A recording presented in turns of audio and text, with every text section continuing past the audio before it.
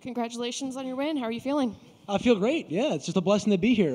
We were saying that in the back. It's just, my buddy and teammate Scott Holtzman has a saying. He'll yell out after a hard practice or a training session, "Best job I ever had." And certainly after a win, but even before the win, this is a dream come true being here. It really is the best job I ever had, and it was a great day at work.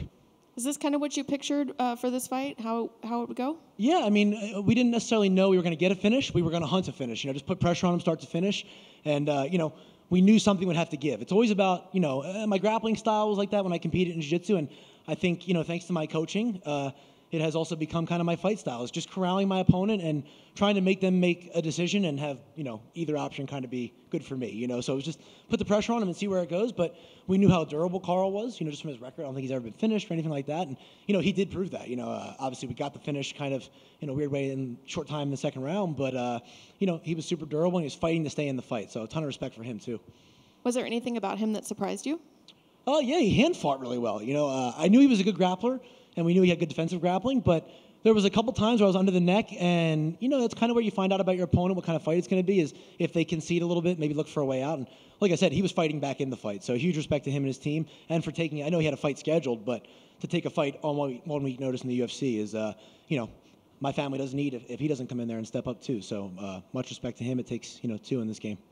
Can you talk to me a little bit about how that fight came about? Because I know you were scheduled with somebody else a couple weeks ago, or maybe even last week.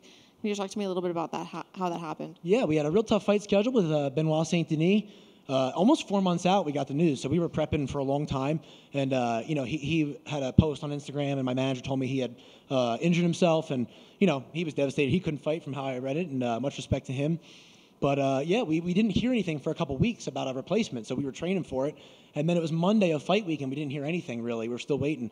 And then by that night, it was like 9 o'clock, and I was talking to my manager, and I was like, what's going on? We don't have a contract. I don't want to fly out here. I have to come back, do another week camp, and come back out. And we got Carl's name, but it wasn't. And I was like, hey, at this point, can we just do it next week then so we can know we're coming out for a fight? And he got that handled, so thanks to him. And, it was just kind of a little chaotic week the week before.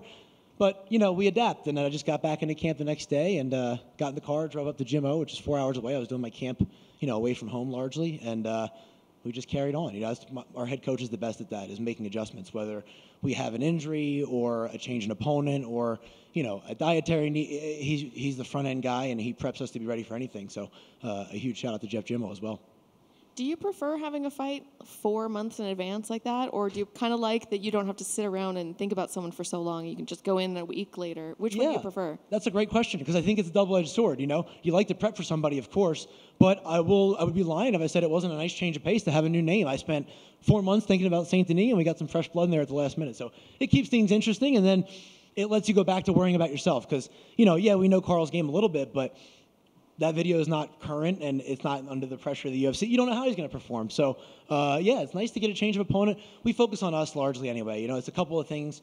We always have a template, but not a set game plan, because fighting's so unpredictable, and that's what I think the maturity, being here in the pressure cooker that is the UFC, has shown me, is like, you can have a plan, but this is the craziest sport in the world. Other sports, the better guy usually wins, the team usually wins, or you run set plays, they work out.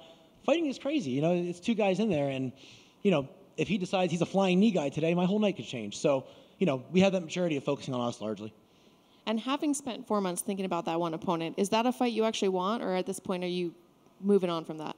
Hey, it's a commendable opponent. He's a very tough guy and respectable, but it's up to the UFC. I'm not a guy that's a big noisemaker or I don't even know that I'm a big draw or anything like that. So I just get the name that's sent to me. We're in the business of saying yes. So I don't know. We had 2 cracks at that because they offered him to me for Paris right after the last one, and I still had a rib out of place. We were like, could we do it a little further along? But they wanted him in Paris, so I had to say no to one with him. He had to come out of one with me. Maybe it's just not meant to be. I don't know. But we're ready for whatever. I'll be back training very soon here in a couple of days, and I got a date on Monday with my daughter. After that, I'm back to training, and then, whatever's next, we'll be ready for.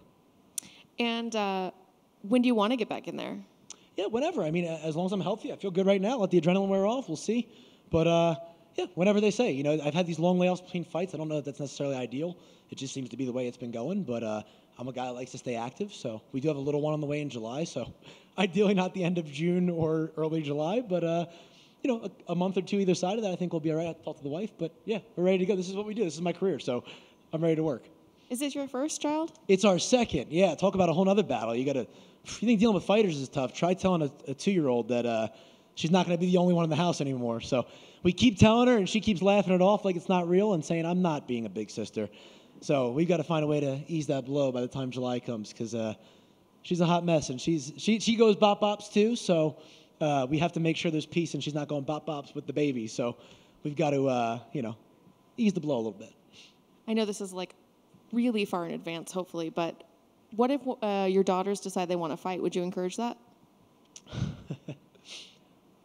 Yeah, I'm going to give you the PC answer. Yes, whatever she wants to do. But I'd steer her away. I'll tell you what. I keep a journal for her when I'm in camp and stuff about what I'm going through and what life is like and what my motivations are and all that. So hopefully she'll get to read that one day and see that it wasn't the easiest career path, but it was something that I was obsessed with and loved, so it was worth it. So whatever she comes into, yeah, whatever. But, that cliche is what I fight, so she doesn't have to. So, and then a son, it's going to be hard to say, don't do what I did, because we have a son on the way. So, we'll see, But whatever she's going to be, we'll be there and love her. Thank you so much. Yeah, thank you. I like that phrase, bop bops. Who came up with that one? Well, I would shadow box when she was like a newborn to keep her from like crying and stuff over top of the changing table. And my buddy, who's my corner, Ali, when he used to talk about like fights, he'd be like, yeah, I landed that bop, bop. So I would do that. I go bop, bop, bop, bop, bop. And then she started seeing us in the gym, and she'd go, I have to go bop bops. So, it's bop bops. And then the other day she said, I go fight for my kids. And I was like, have you been watching like interviews or something? Like, did mom show? Like, what is going on? So, gosh, it's crazy what they pick up. But and then she has little boxing gloves that my other cornerman gave her, Zach, and she calls them her fights. I put my fights on. So, it's crazy what they pick up. That's awesome. I'd be interested to see how she says her fight camp went. If you ask her that when you get back. If you could, you mentioned how Deaton did a good job of fighting the hands. Kind of walk us through that finish. And did you realize how close to the end of the round that was? And did you make any adjustments at that point to solidify that finish? Yeah, I bit down and got after it. 'Cause I'm like, it's like a yellow light, right? I'm either going to hit the brakes or I got to go through it, and hit what do they do? They kiss the rear view or, the visor. At least my wife does that. But, close call. You got to make a decision in the split second. And I was under the neck. I'm like, I know how tough he is, but I've put it on him a little bit and cooked him, so let's just see what's going on. The shape that I was in from our conditioning, Jeff Jimmo's a mad scientist, so that's what I said to him. I said, could you imagine a time where I would just squeeze my legs in a body triangle for 5 minutes and not worry about legs being fatigued, or squeeze a choke and go, whatever, I'll be fine next round. That's what it was. So we hit the gas, just see what comes of it. That's the maturity, I think, being here. It's my, 5th or 6th UFC fight. It's like, I don't have that adrenaline dump anymore. It's nice to be able to just fight how I train. And it maybe because you put it on extra, he actually went out as opposed to tapping. Are you surprised that he didn't tap, or was it the fact that it was so secure that he didn't even have a chance? Because that can happen so quick. No, you know what? I think we said that he was the kind of guy that was going to have to be put to sleep because he's not going to be the guy to tap. I fought a few guys like that. Sometimes it goes your way, sometimes it doesn't. But I think being aware of who's in front of you and not having that, you see the different schools of thought where guys are like, this guy's terrible, I'm going to crush him. I want to respect this guy and know what he's capable of, and I feel like that's what we did. I go in with a reverence for him and knowing he's a game guy. He made it here over how many years of fighting and never been finished. So I think it was that actually helped, was like, I know I got to hit this gas right now. Yeah, does that give you a little more respect for a guy when he decides to go out on his shield like that rather than tap? Or yeah, I mean, like, you could go either way. You could say when you know when to fold him too. It is what I have respect for him, because he took the fight, made the walk, pushed through all the adversity, nerves, the whole nine, and got out there and stood across from me. So however it might have been, but yeah, it's definitely commendable. And I guess sticking with grappling, I guess last question, are you still hoping to do invitationals in between fights? I mean, is that something that you enjoy doing? Obviously, you excel at the grappling and doing that sort of thing. Do you want to stay busy doing that sort of thing? Would you rather you be in the octagon? No, I love it. As long as that guy Big Dan's not in it. I don't know if you guys were here last time. He's got my ankle bone with him in Austin. He took it home. He's like 6'7". I was like, I didn't sign up for this. But no, 100%. I love it. I mean, I did ADCC trials last time around. It was just fun.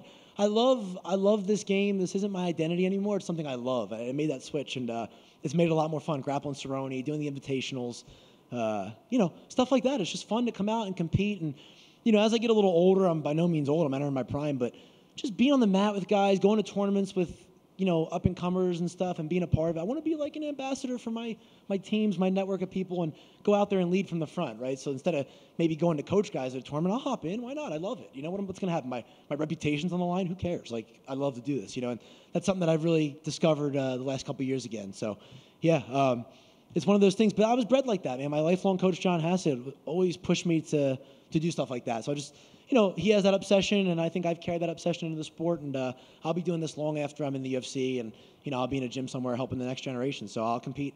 I'm always very afraid I'm going to be the 75-year-old with the worn out black belt tying it up, being like, you somewhere better to be than Masters 7 Jiu-Jitsu tournament. But this is what I do, So that very well may be my future. And I know I said last on that, but, it's hearing you talk about your daughter and how she's picking up all the things. Now she's going to be picking up on your excitement. When are you going to start bringing her to events? When do you think, when's the proper age that you plan on actually starting to work into some of these events? She was born during the COVID era, or I think we would have had her then, because she's not going to remember that. She's not going to be afraid or anything. I think we missed the sweet spot. Now she's going to be like, too alert. So I think we're going to have to wait until, God willing, I'm fighting a couple years from now, maybe when she's 6 or 7 and can understand what's going on, that it's a sport. I'm not getting hurt like that and all that. But we'll see, because she's nuts, She's mostly my wife. She's got, my alertness and, watching and quiet, but she's my wife. She's crazy. She may not even care. She might be screaming, get him! She's nuts. So there's a good chance we bring that firecracker to the next one. I have no idea. So, yeah, who knows? But I know I owe her some pizza. And I think trampoline park on Monday. We were basing on how I feel. So far with the adrenaline, I'm all right. It was either trampoline park or kids museum, depending on how hurt I was. I feel good, so I might be bouncing around on Monday at the trampoline park. Well, seeing how much she follows you in the sport, now you're stuck to it now, because she's going to watch this interview and she's going to be like, Dad, let's go. There you go. Congrats on the victory. Thank you so much.